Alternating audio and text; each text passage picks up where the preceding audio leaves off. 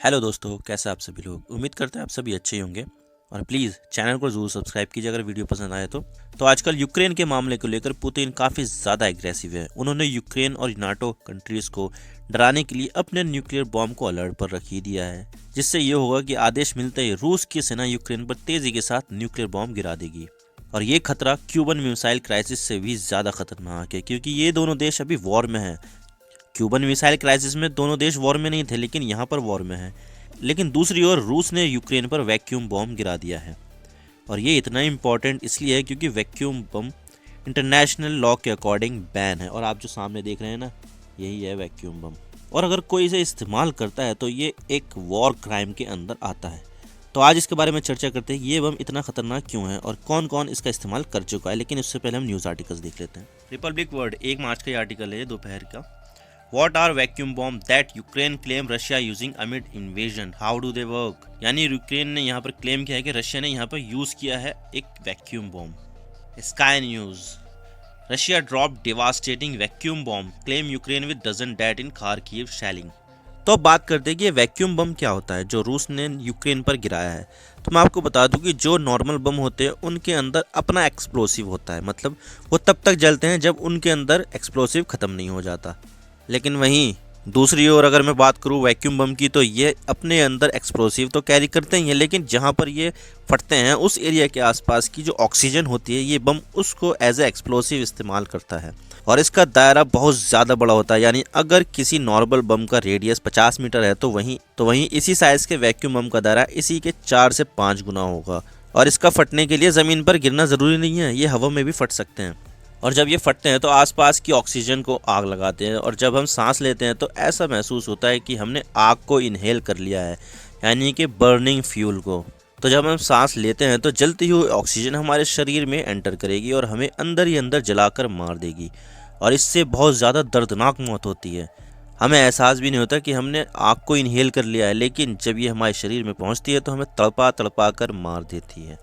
तो यहाँ पर यूक्रेन के एम्बेसडर जो यूएस में है, उन्होंने इन्फॉर्मेशन दी है। वैक्यूम बम को थर्मोबैरिक वेपन भी कहते हैं, which is known as a vacuum bomb in the conflict.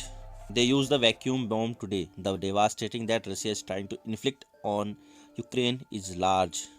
और अब इसकी एक वीडियो भी सामने आई जिसको लेकर ये कहा जा रहा है कि ये वैक्यूम बम है जो रूस ने यूक्रेन पर गिराया, लेकिन अभी तक इस वीडियो की ऑथेंटिसिटी की पुष्टि नहीं हो पाई है। मैं चाहता हूँ कि आप वो वीडियो देखें, तो वीडियो देखिए आप। Пизда, блядь.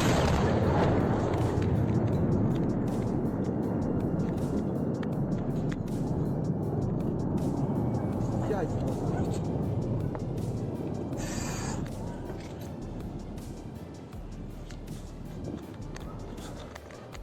Я ебал в रot। और इतना ही नहीं, ये बॉम्ब न्यूक्लियर बम के बाद सबसे ज़्यादा खतरनाक होते हैं, और यूक्रेन अब इस एक्सप्लोजन को लेकर यूनाइटेड नेशन में भी जा सकता है और बोल सकता है कि इन्होंने हमारे ऊपर वैक्यूम बम फोड़कर वॉर क्राइम किया है, तो आप रूस को पनिश कीजिए। लेकिन सवाल यह आता है कि क्या इससे पहले भी किसी ने इस तरह का बम इस्तेमाल किया है। तो मैं आपको बता दूं कि बिल्कुल इस तरह के बम का इस्तेमाल हुआ है। अमेरिका ने वियतनाम वॉर में वियतनाम के अगेंस्ट ऐसे बमों का इस्तेमाल किया है, और यूएसएसआर चाइना वॉर के दौरान भी इसका इस्तेमाल हो चुका है। और यहाँ पर अमेरिका ने अल कायदा के अगेंस्ट माउंटेन्स में इसका इस्तेमाल किया है। लेकिन ये लोग वैक्यूम बम रखते ही क्यों हैं जब ये बैन है? तो जब आपका दुश्मन किसी बंकर में छुपा हो या किसी गुफा में छुपा हो, तो वहाँ पर इसको इस्तेमाल किया जाता है ताकि दुश्मन बंकर के अंदर ही मर जाए।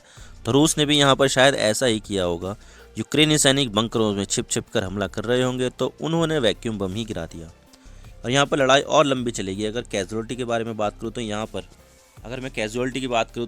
5 दिनों की लड़ाई के दौरान रूस के 5,700 सैनिक मारे गए हैं, ये यूक्रेनी अधिकारियों ने बताया है। और 200 से ज़्यादा रूसी सैनिकों को तो यूक्रेन ने बंदी भी बना लिया है। 198 टैंक खत्म कर दिए, 29 विमान खत्म कर दिए, 846 बख्तरबंद यानी आर्म्ड व्हीकल्स खत्म कर दिए, 29 हेलीकॉप्टर भी नष्ट कर दिए हैं इन्होंने। तो पहली बार आज रशिया ने एक्सेप्ट किया है कि उनकी सैनिकों की भी मौत हुई है, लेकिन अभी तक उन्होंने कोई नंबर्स इशू नहीं किए हैं। और इसके अलावा यहाँ पर यूक्रेन के विदेश मंत्री का भी ट्वीट आया है। आपको तो पता ही होगा खारकीव में बहुत ज़्यादा खतरनाक लड़ाई चल रही है, और यहाँ पर रशिया बहुत तेज़ी से साथ हमले कर रहा है, और यहाँ पर एक मिसाइल भी खारकीव के शहर में हिट कर गई है। तो ये तो रहा ट्वीट, और इसमें ही एक वीडियो अपलोड किया गया था। वो मैं चाहता हूँ कि आप वो वीडियो भी देखिए कि किस तरह से मिसाइल अटैक हो रहे हैं खार्किव शहर पर। मैं आपको बता दूं कि खार्किव शहर यूक्रेन का दूसरा सबसे बड़ा शहर है। पहले नंबर पर कीव आता है, दूसरे नंबर पर खार्किव और तीसरे नंबर पर ओडेसा आता है। तो आप पहले वीडियो देखिए।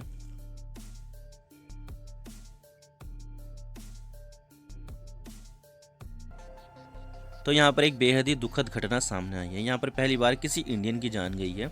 इनका नाम है नवीन, 21 साल के ये हैं और वे यहाँ पर खार्किव नेशनल मेडिकल यूनिवर्सिटी में डॉक्टर की पढ़ाई कर रहे हैं।